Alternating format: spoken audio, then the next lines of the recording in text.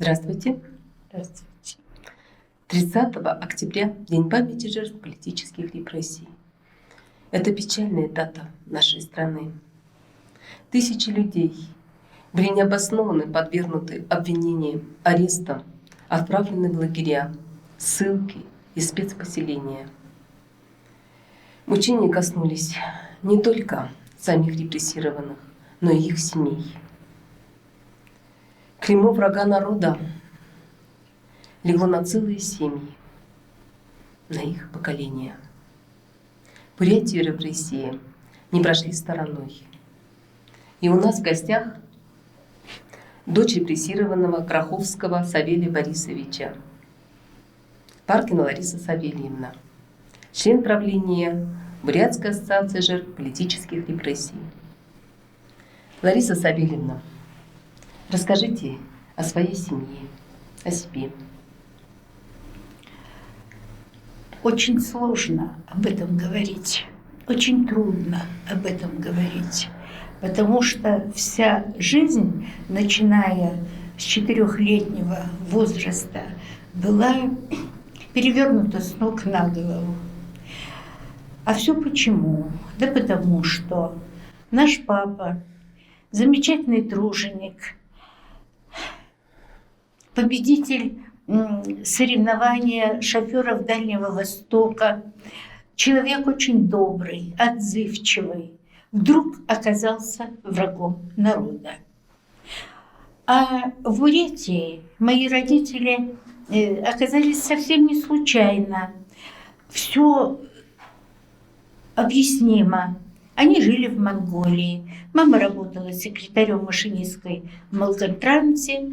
Папа сначала был чабаном, потому что у него было 4 класса церковно-приходской школы образования.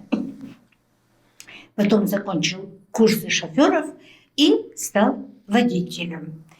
Жили дружно, было много друзей, но родителям хотелось чего-то высокого.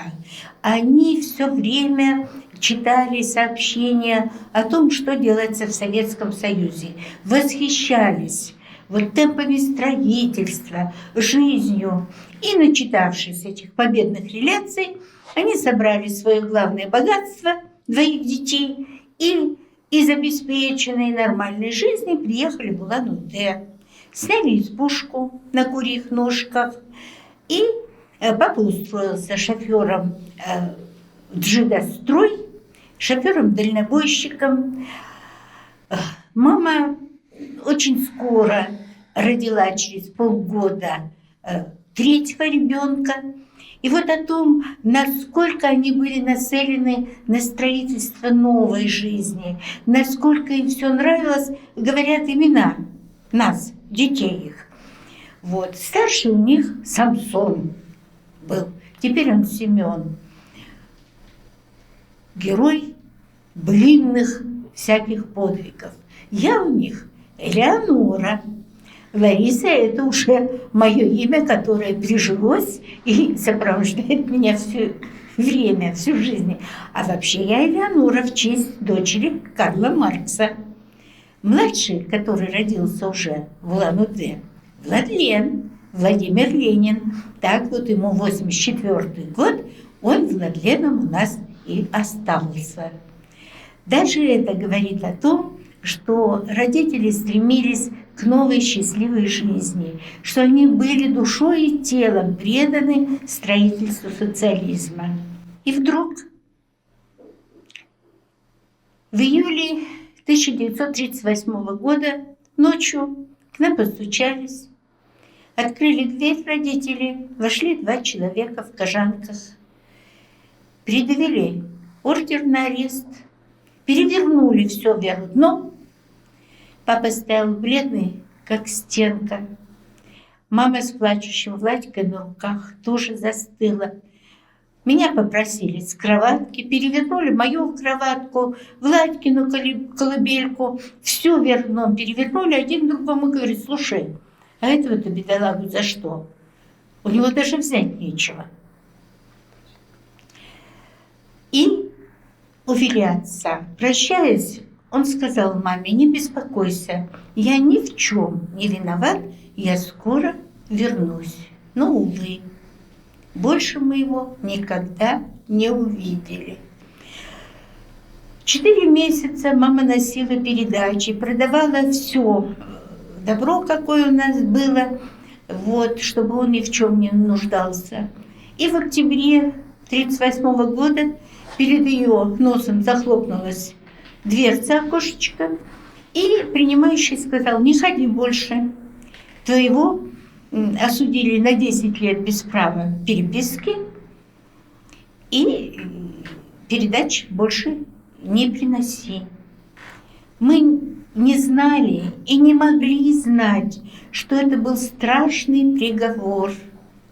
Осудили отца по 58-й политической статье, пункт 1, иностранный шпион. А почему?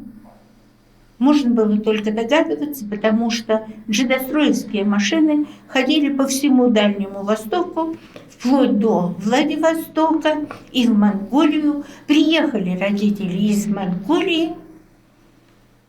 Вот поэтому он оказался вражеским шпионом. А мы сразу детьми врага народа.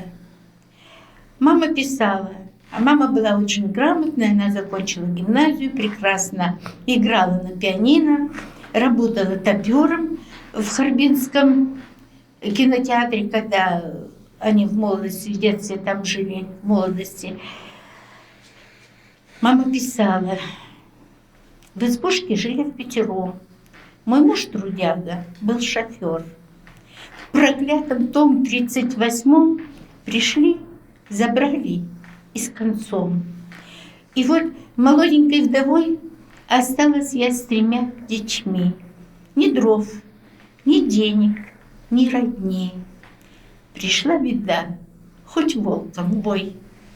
И действительно, как сложно ей, воспитанной в интеллигентной семье, когда мачеха не давала ничего им делать, не приспособленной к жизни, как ей было с 3 детьми, без крыши над головой, без работы жить. А детей надо было кормить, а детей надо было одевать. Первые месяцы хозяйка избушки, тетя Маня, испугалась, что вот арестовали, значит виноват, значит преступник. И она предложила освободить и эту избушку. И мама по знакомым, по друзьям, где жили месяц, где неделю, вот так кочевали. На работу маму принимали сначала. 2 месяца отработает, как только узнают, что она жена врага народа, ее сокращали. Увольнение по сокращению штатов. Я все время удивлялась: Господи, но почему у мамы такая толстая трудовая книжка? Принято, уволено, принято, уволено. Так вот почему. Было в нашей кочевой жизни 2 года спокойствия. Это когда мама устроилась в радиокомитет. Там были замечательные люди, замечательные. Нам дали казенную комнату. Вот жили в этом доме по Бутахинова 72, сейчас это Парк Победы. Там жили очень добрые, очень хорошие люди. Кожевины, Костеевы. Дядя Саша Костеев был инструктором обкома партии. Дядя Леня – военнослужащий. Семьи были очень хорошие, дружелюбные. И вот эти 2 года мы прожили более-менее спокойно. Я никогда не забуду, как мне соседи устроили день рождения. Когда исполнилось 6 лет, как они наварили ведро облепихового киселя, как они нажарили целую большую жаровню капусты с мясом. Было очень весело, и мне подарили плюшевого медвежонка, а ленточка была разноцветная. Вот. Я была наверху блаженства. Это была единственная игрушка за все годы после ареста папы. и до самого-самого взрослого состояния. Ну и тут счастье улыбалось нам недолго. Грянула Великая Отечественная. И теперь маму увольняют уже не потому, что она жена врага народа, а потому, что мужчины ушли на фронт, а женщины стали выполнять работу 2, 3, 5 человек. И секретарь-машинистка свободная им уже была не нужна. Но мир не без добрых людей. И дядя Леня Книжин устроил маму вольнонаемной в воинскую часть в Южлагии. Поселили нас в бараке посреди леса у подножия горы. Барак был изумительный. Летом было прохладно, а зимой так промозгло холодно, что вода в ведре промерзала почти до дна. Спали одетыми, обутыми. Утром пробивали прорубь в ведре, умывались этой ледяной водой. Мама была очень красива, не только душой, но и внешне. И командир части решил воспользоваться, предложил ей сожительство. Ну, кому он предложил? Честная, верная, преданная, любящая мама была уверена, что она дождется отца. Она отказала. А тот ей сказал: подохнешь сама и твои щенята. И начались преследования. Мама уволилась из воинской части, устроилась на мясокомбинат, детский сад, воспитателем и музыкальным работником. И почему-то нас из барака не выселили. Это продолжалось до мая месяца. Мама с Владькой, старший, ему было 13 лет, когда началась война. И чтобы помогать маме, он вынужден был после 6 класса оставить школу и устроиться водителем кобылы, конюхом, на мелькомбинат. Этот 13-летний парень, одаренный, художник, певец, очень талантливый мальчик, вынужден был работать как взрослый мужик. Грузить мешки с мукой, с зерном, ухаживать за лошадьми. И настолько хорошо себя показал, что в 43-м году его послали учиться в Благовещенск, в мукомольный ФЗУ. Мы остались втроем. И вот однажды, в мае, мама с Владькой ушли на работу в детский сад, я в школу. Возвращаясь, ушли, поскольку середина мая, уже тепло, легко одетые. Возвратилась из школы, смотрю, а дверь у нас настежь открыта в нашу комнатенку. И, боже мой, голые кровати, стол, табуретки, шкафчик. И ничего больше, ни вилки, ни ножа, даже моих тряпичных кукол не оказалось. Я не помню, как я бежала эти 5 километров до детского сада. И впервые видела маму плачущей, беспомощной. Единственное, что при ней было, это сумка с документами. И опять мир не без добрых людей. Заведующая детским садом разрешила не только нам ночевать в детском саду какое-то время, но и подарила матрас, набитый конским волосом. Я до сих пор храню этот конский волос, время от времени перемываю его. Это единственная реликвия с тех времен, что напоминает нам о наших мытарствах. Но нашлись опять добрые люди в кавычках, которые донесли, что в детском саду ночуют люди. И Мария Ксенофонтовна вынуждена была нам предложить срочно искать квартиру. Нашли барак, которого сейчас нет, на этом месте двухэтажный дом на мясокомбинате. В этом бараке комнаты 16 квадратов, длинная, как кишка. Там жила бабка Устинья. У нее уже было 2 квартиранта. Дяденька Молотов и сын его Колька, 16-летний. И нас 5. Потому что к этому времени Семен уже вернулся из ФЗО. И работал в это время он уже на мясокомбинате комсоргом колбасного цеха. И вот трудно себе представить 2 солдатские койки, на которых спали мама и бабка Устинья. Мы спали на полу в повалку. Ну, а поскольку вещей у нас никаких не было, то мы спали на том, в чем ходили, и укрывались тем, что на себя надевали.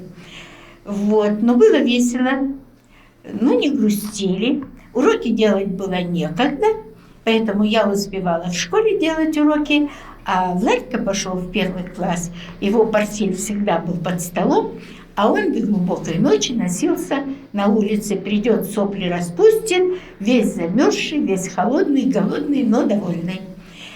И так мы прожили 2 года. Вот. А потом мама устроилась в городе, за год же в сырье, дали нам комнатенку на Трактовой улице.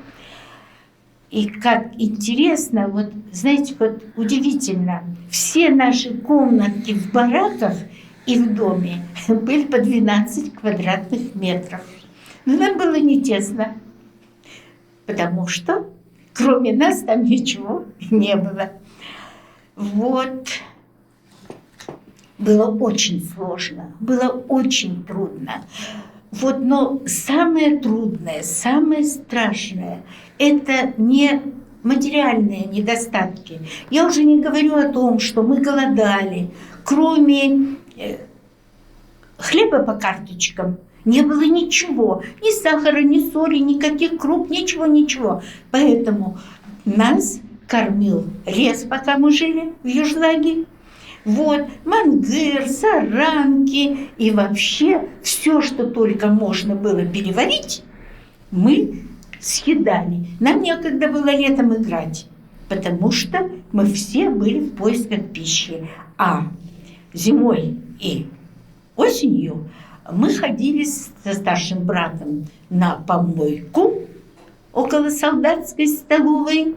И там собирали листы мерзлой капусты, очистки картошки, приходили домой, все это тщательно мыли, резали, варили похлебку. Выживали.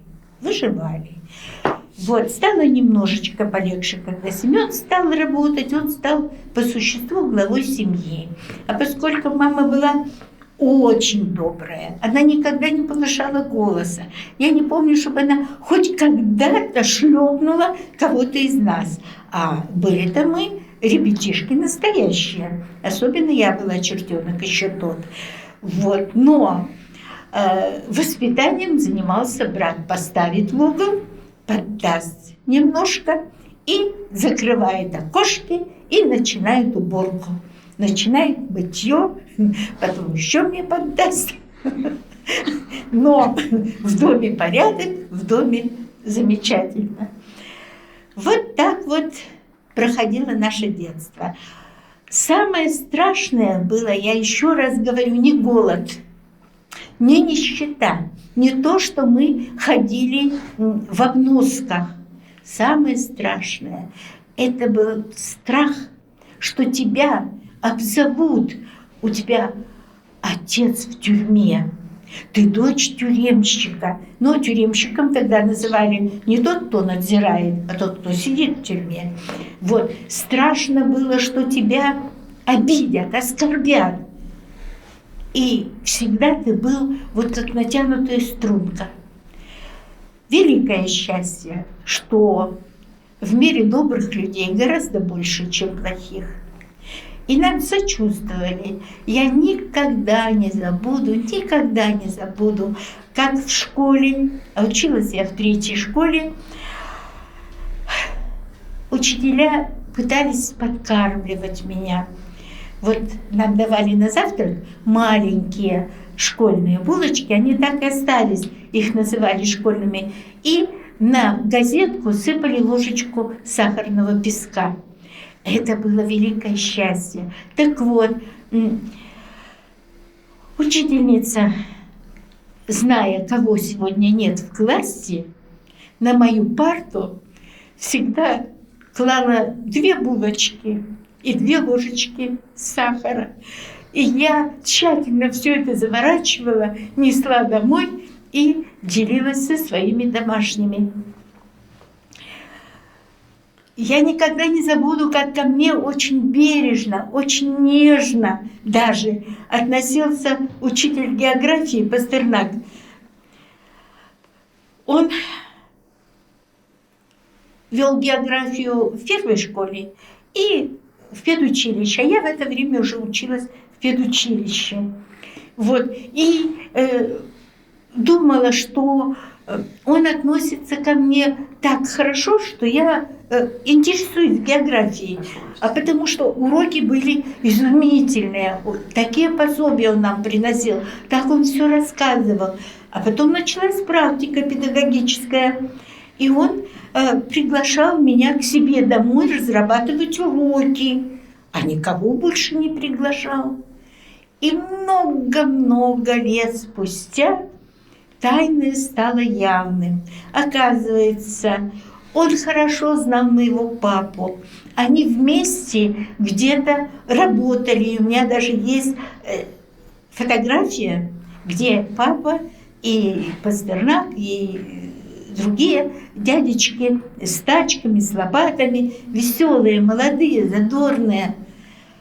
А потом я узнала, что и ему грозило то же, что ему папе, но ему удалось как-то избежать тюрьмы и гибели. И вообще, надо сказать, что выжили-то мы только благодаря добрым людям. Это было ужасно, это было страшно. Вот. И я вспоминаю все время барак на Батальонной улице, когда мама работала уже на деревообрабатывающем заводе. Маму очень любили, потому что она всегда к людям относилась по-человечески. И напишет заявление, и объяснит. А безграмотных-то было много людей. Вот. И объяснит все, и расскажет все. Вот. И было удивительно, когда маме исполнилось 50 лет, столяры из деревообрабатывающего цеха маме сделали доску для стрипни. Она до сих пор у меня, я пользуюсь ею. И большой сундук для вещей. Правда, класть-то туда нечего было, но это было до того трогательно, это было до того, вы знаете, необычно, что грубые мужики, столяры, да, и вдруг какой-то тетке на день рождения сделали вот такой замечательный рукотворный подарок. Я что хочу сказать? Я хочу сказать, что мама у нас была необыкновенная, слабая, очень беззащитная. Но, видимо, она была сильна именно вот этой беззащитностью и добротой, потому что к ней всегда тянулись люди. И всегда мы были в окружении людей. Вот это было, наверное, наше спасение. Не страшный голод, не страшна нищета, страшно другое. Страшно, что тебя оскорбят, тебя обидят, тебя незаслуженно накажут. Но, слава Богу, в нашей жизни этого не случилось. И надо сказать, что в Бурятии детям репрессированных на самом деле жилось легче. Наверное, потому что и народ-то вокруг нас был добрее. Скорее всего, вот так. Мы жили, учились, было трудно. Ни на какие детские увеселения мы не ходили. В Дом пионеров я очень долго не ходила, потому что мне было не в чем. А когда подросла и стала уже девушкой, то в кино или на танцы я ходила только потому, что соседка Рита Минина, Маргарита Георгиевна Куслякова, с которой мы до сих пор дружим, она давала мне свое пальто, она давала мне свое платье. И мы с ней на танцы вместе не ходили в клуб Серова, а по очереди, потому что то я в Риткином одеянии была, то она. Вот. Но, несмотря на это, наши соседи всегда нам немножко завидовали. А почему? Да потому что в животе всегда сводило от голода живот. Всегда. Даже уже и после войны. Я не говорю во время войны. Но мы никогда не унывали. В нашей комнатенке вечерами были песни, смех, хохот. Мы вечно то мы ставили спектакли, то мы что-то представляли, то я басни рассказывала на свой манер. Вот. Мама со старшим братом хорошо пели. И соседи на завтра спрашивают: слушай, Лор, но вы же не пьете. Почему у вас такой хохот был? Ну, гомерический хохот. А разве обязательно напиться, чтобы было весело? А был еще у нас замечательный наставник и учитель. Это черная тарелка громкоговорителя. Вот чему я благодарна не только я, но и мои братья, так это нашему радиовещанию. Господи, это же были наши университеты. Во-первых, и на политические темы, литературные передачи, а музыкальные, а оперы. У нас очень часто звучали арии из опер в исполнении нас, самодеятельных горе-артистов. Вот, и все это мы впитывали. Вот, все это мы вот как губка впитывали. И когда в педучилище у нас организовался оркестр народных инструментов, вот, я там играла прекрасно на мандолине и исполняла партию первого голоса. Вот, а хоры в педучилище, а руководил нашим хором не кто-нибудь, а Баул Базарович Импилов. Выстраивалось все педучилище и пели самозабвенно.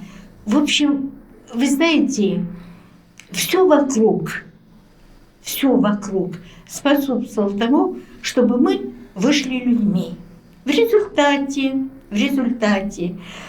несмотря на тяжелейшее детство, несмотря на очень сложную юность, мы стали людьми. Я 43 года проработала в школах. И благодарна судьбе, что выбрала именно эту профессию. У меня очень много последователей, учеников, и доктора наук, и профессора, и врачи, и просто очень хорошие люди. Вот мне всего 87, а мы продолжаем с ребятами дружить. Вот, мы умудряемся справлять 50-летие со дня окончания школы одного моего класса. Ко мне приходят ребята, когда приезжают в отпуск в Улан-Удэ, и приводят с собой своих супругов. Вот один американец пришел, девочка из 3-й школы, она живет в Америке. Он был поражен, что как между учителем и учениками вот такая связь, вот такая любовь, такая привязанность. А мы считаем, что все это в порядке вещей. Вот, и, конечно, очень тяжелый груз. Годы, когда мы чувствовали, вернее, носили клеймо детей врагов народа. Вот. И мама, жена врага народа. Но со временем все это сгладилось. Поэтому я не случайно стала членом правления Бурятской ассоциации жертв политических репрессий. Нас объединила общая судьба. Зачем нужно? Я вам процитирую только одно четверостишее. Мы родом из 37-го. Пока еще в мире мы есть, священно храним и сурово отцов наших правду и честь. Наша ассоциация делает очень много для увековечения памяти жертв политических репрессий. Я не говорю о тех массовых мероприятиях, которые с помощью правительства, Министерства социальной защиты, ветеранских организаций мы проводим торжественные, памятные митинги у памятника жертвам политических репрессий. Мы добились того, что в республике, в самом городе 2 памятника жертвам политических репрессий на улице Коммунистической в начале. Там сейчас развернута и превосходная передвижная выставка.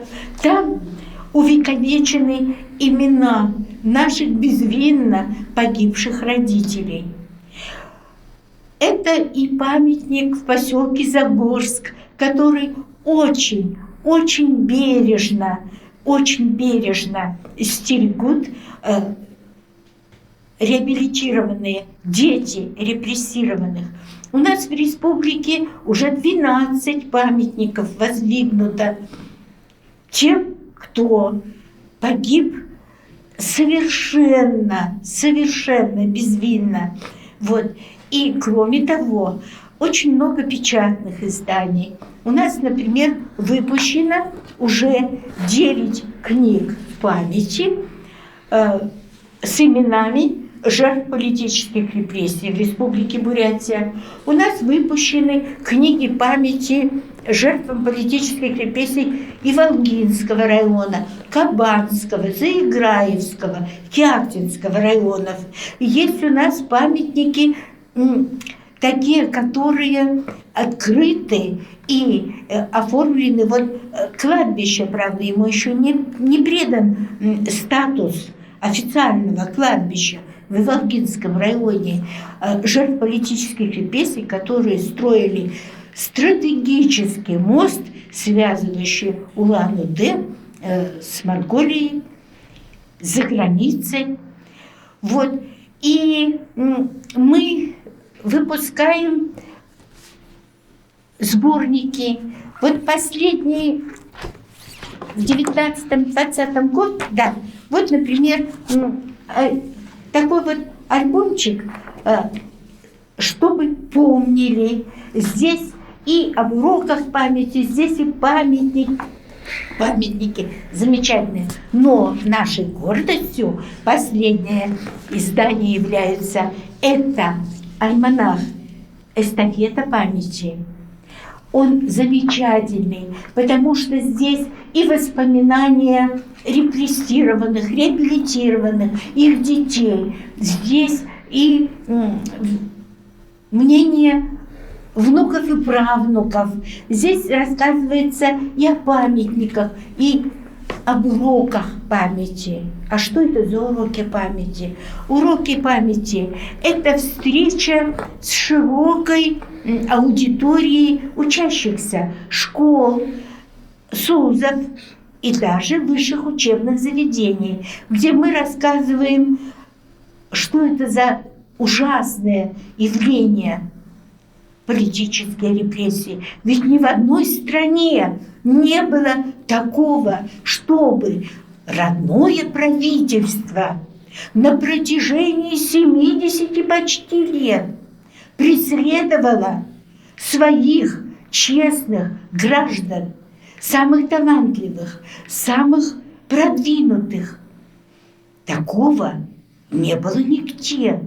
И пережить такое мы смогли только благодаря тому, что, в общем-то, у нас очень здоровое общество. Здоровое общество, что у нас много добрых, отзывчивых людей. Это великое счастье, великое. И вот эстафета памяти, сборник «Живи, святая память», тоже замечательный сборник. Тут и о тех, кого репрессировали, и о тех, кто работает над сохранением святой памяти этих людей. Люди уходят, люди не вечны, а книги, они у нас остаются. Вот у нас очень хорошая книга Ольги Громовой «Сахарный ребенок». Хотела рассказать о ней.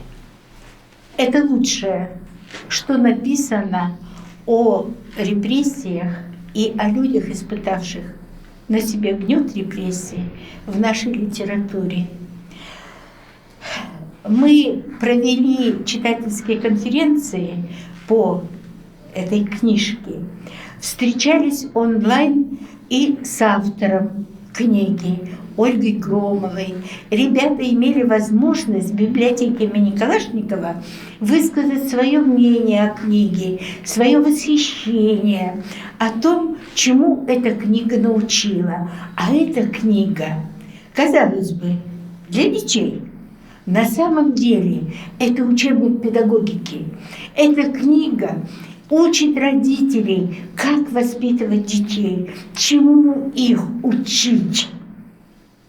И личным примером, и знаниями, и литературой, и образом жизни. Замечательная книга.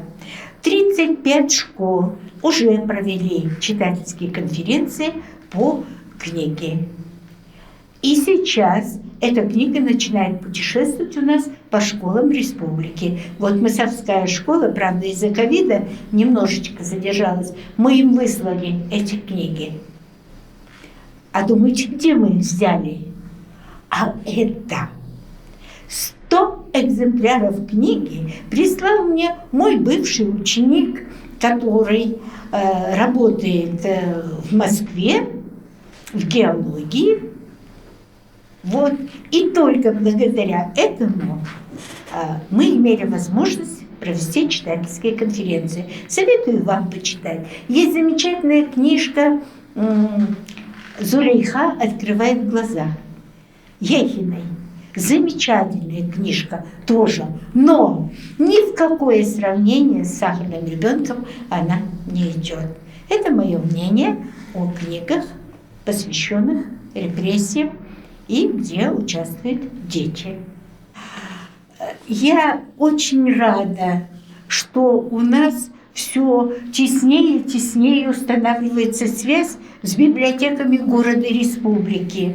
В Иволге, в Иволгинской библиотеке мы свои люди, национальная, Калашниковская, Бедуевская, юношеская библиотека.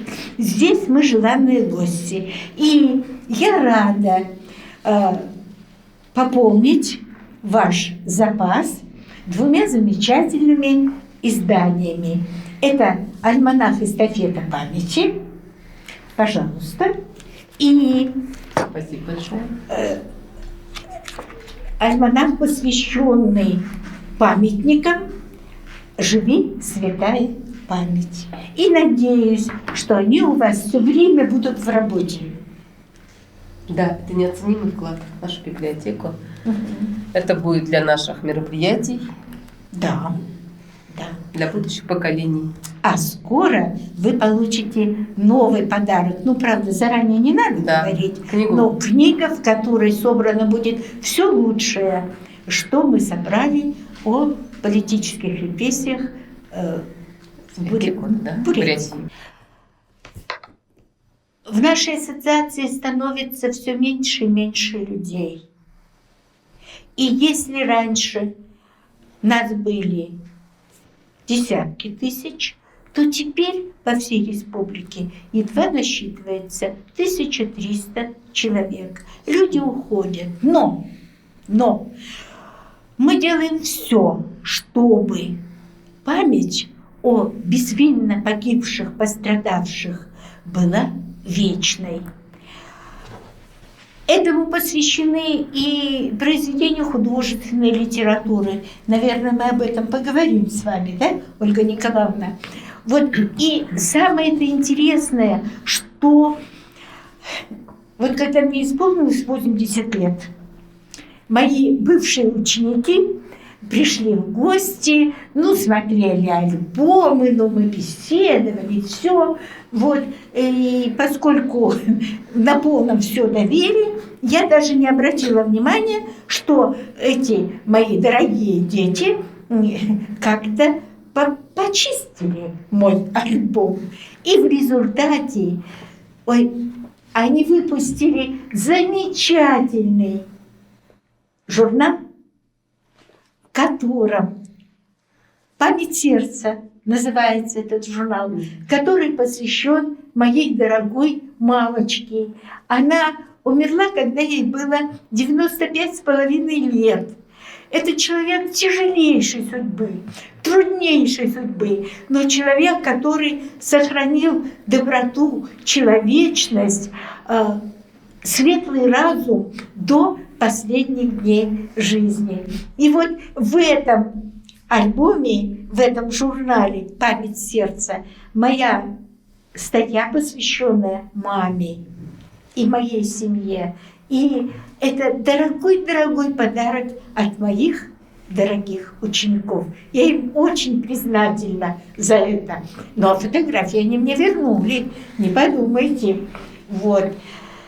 И что я хочу сказать? Я хочу сказать, что кроме книг памяти о жертвах политических репрессий, очень много нами делается по сохранению памяти и священнослужителям, которые тоже очень-очень пострадали от репрессий. Это выпуск книг памяти «Пострадавшие за веру» и служителям буддийской религии, и христианской религии.